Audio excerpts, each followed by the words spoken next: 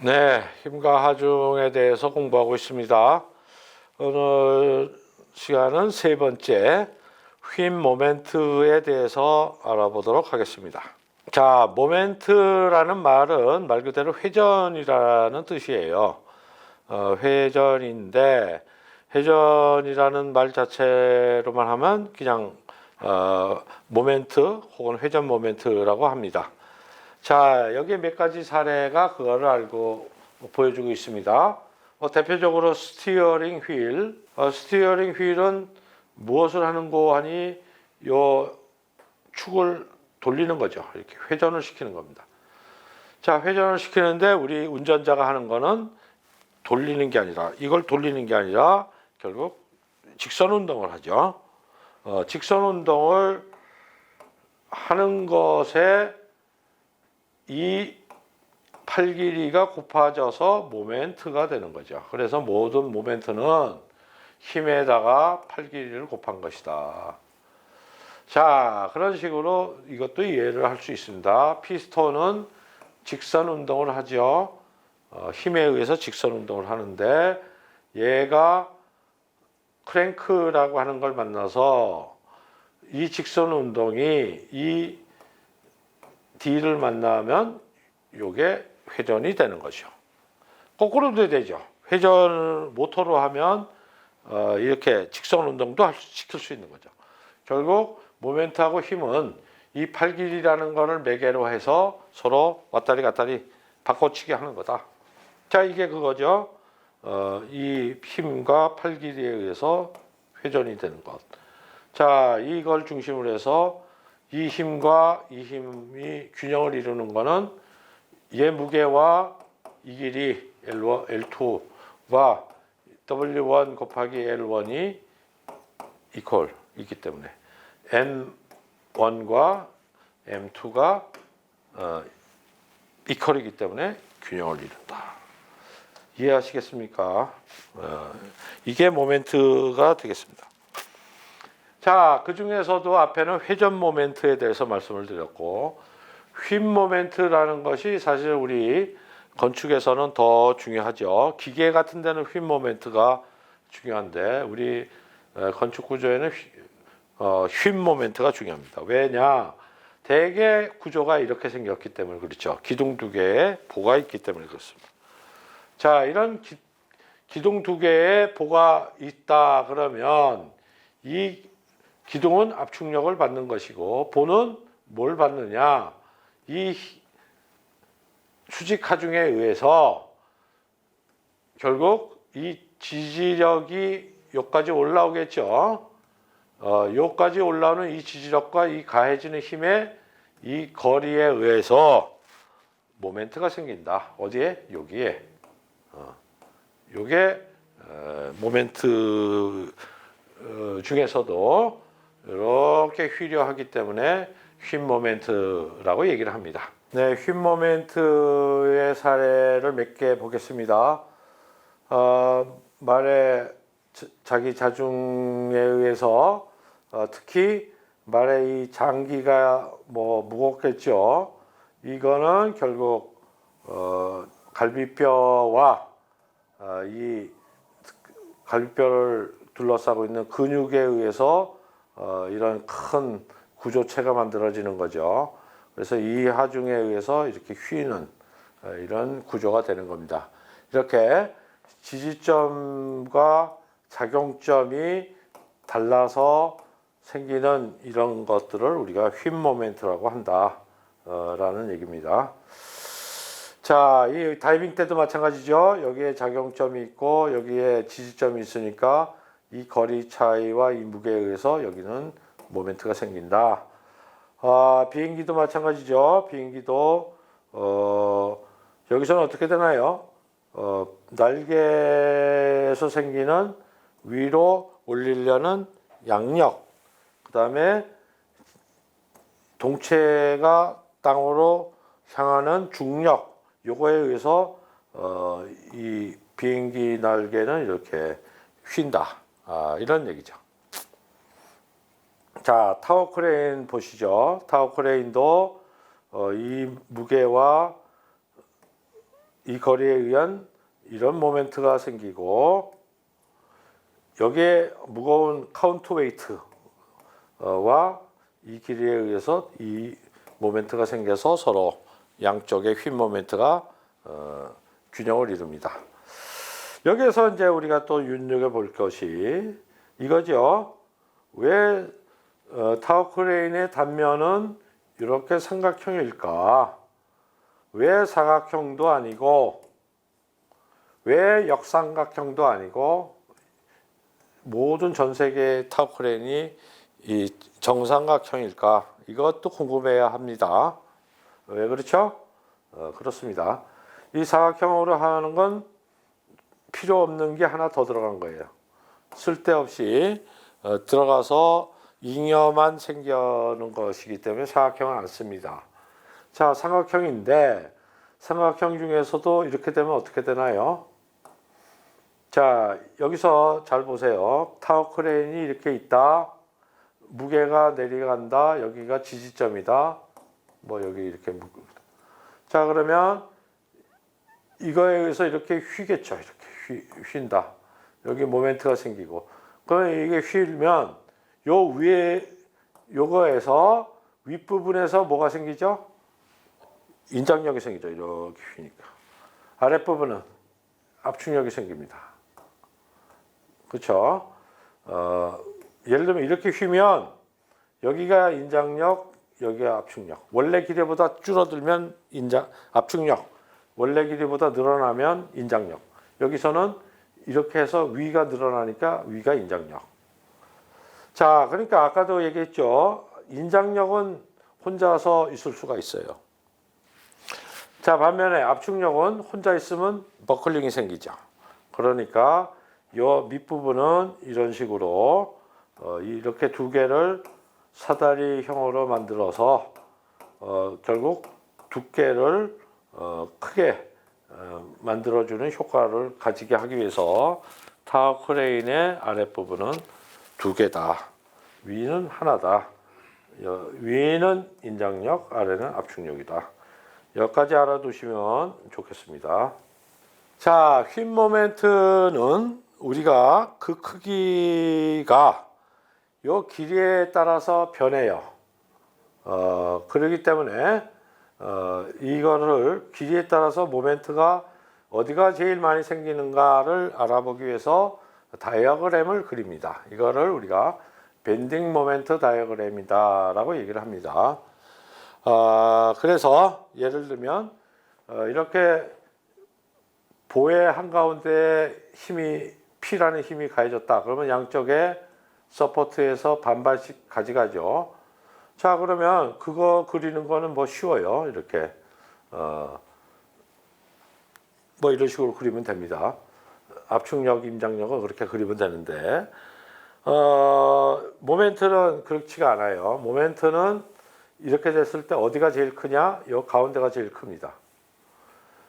제일 크고 이렇게 집중 하중일 때는 이렇게 삼각형 모양이 되고 뭐 예컨대 이런 분포 하중일 때는 이런 식으로 2차 커브를 그립니다. 이렇게 또 양쪽이 이 고정단일 경우에는 중앙에만 모여 있지 않고 이만큼이 이쪽으로도 갑니다.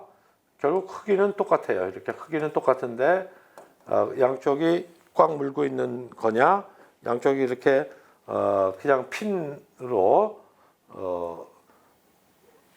올려놓고만 있는 거냐에 따라서 이렇게 모멘트 다이어그램이 다르죠. 또 분포 하중이냐 집중 하중이냐에 따라 다릅니다. 자, 이렇게 이런 식으로 이 길이에 따라서 모멘트가 어떻게 바뀌는가 이런 거를 그린 게 모멘트 다이어그램이다. 자, 이렇게 여기도 마찬가지죠. 이쪽에 힘이 가해지면 모멘트가 제일 많이 생기는 데가 이쪽이다. 집중 하중인 경우, 분포 하중인 경우. 또 이쪽에 모멘트를 걸었을 때는 뭐 똑같겠죠. 그 다음에 뭐 이렇게 아예 이 자체가 변화 하중일 경우에는 이거에 또 하나 더 그 함수가 차수가 높은 3차 함수가 되는 거죠. 자, 파리의 에펠탑 같은 거가 왜 이렇게 모양이 생겼을까요?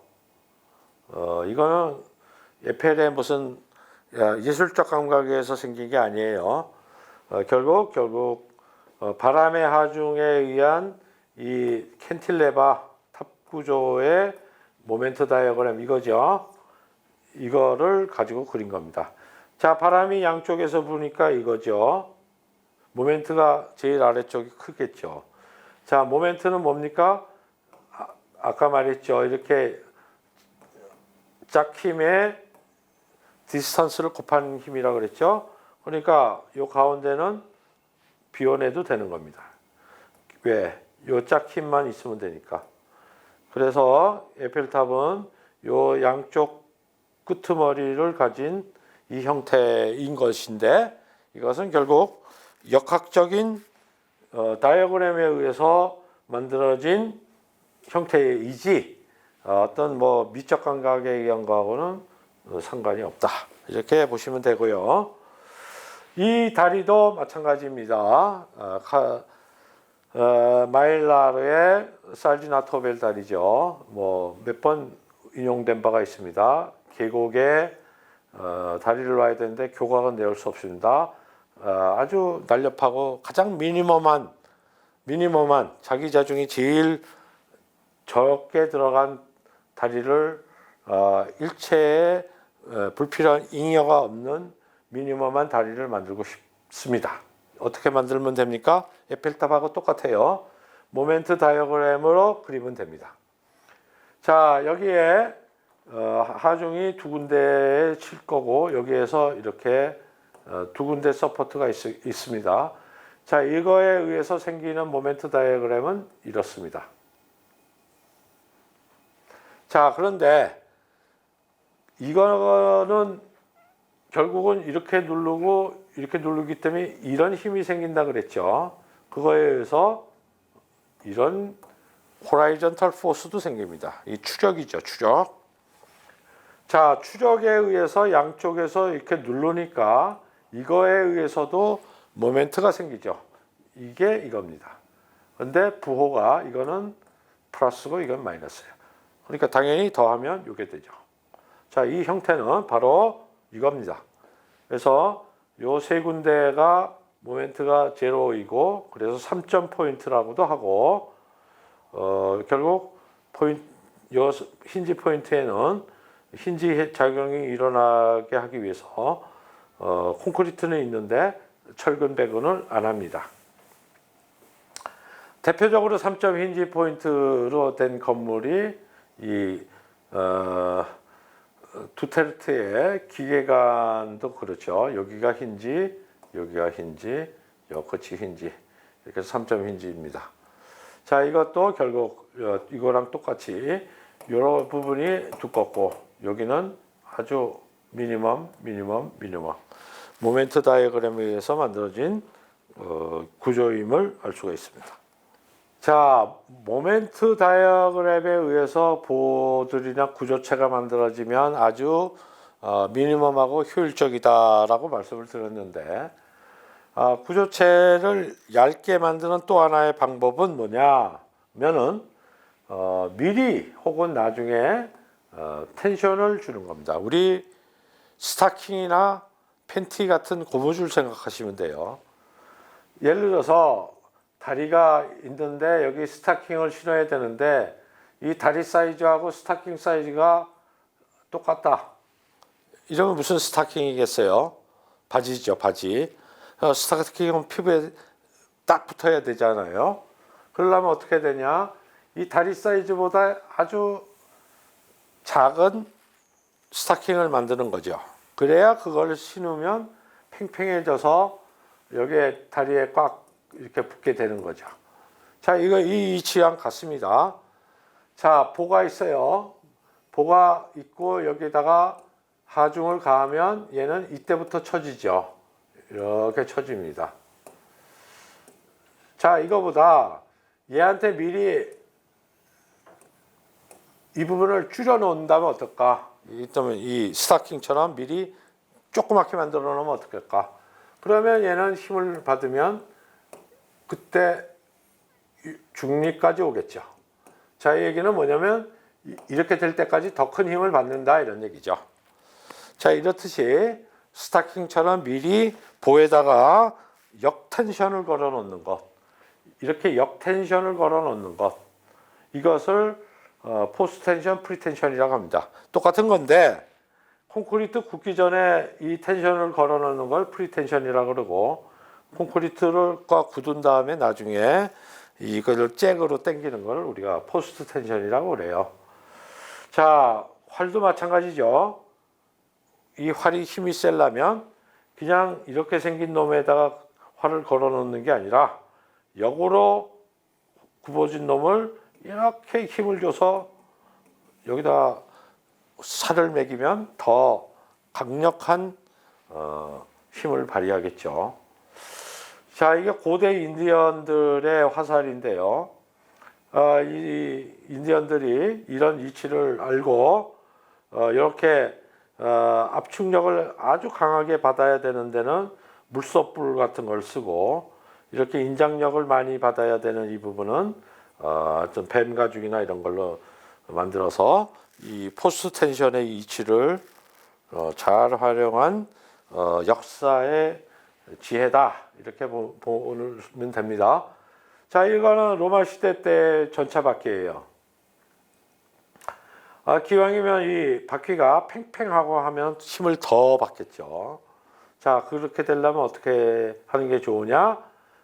이것이 팽팽해지게 해서 힘을 더 받게 하기 위해서 이런 식으로 리브를 이렇게 비워 놓습니다. 그런 다음에 요거를 빼고 이런 식으로 두 개를 묶어보면 어떻게 되겠어요? 결국 이 지름이 늘어나는 효과가 생기겠죠. 그러면 결국 이 바깥에 있는 것이 이게 늘어나는 효과가 생기는 겁니다. 이게 전체적인 둘레가. 그렇게 하고 나서 여기다가 이렇게 버팀대를 대서 훨씬 더 가는 부재를 가지고 더 강한 힘을 받는 이런 바퀴를 만든 이런 옛사람들의 지혜를 말씀을 드렸습니다. 자, 그래서 이런 포스트 텐션, 프리 텐션은 요즘은 아주 여러 구조물들에 쓰이고 있습니다.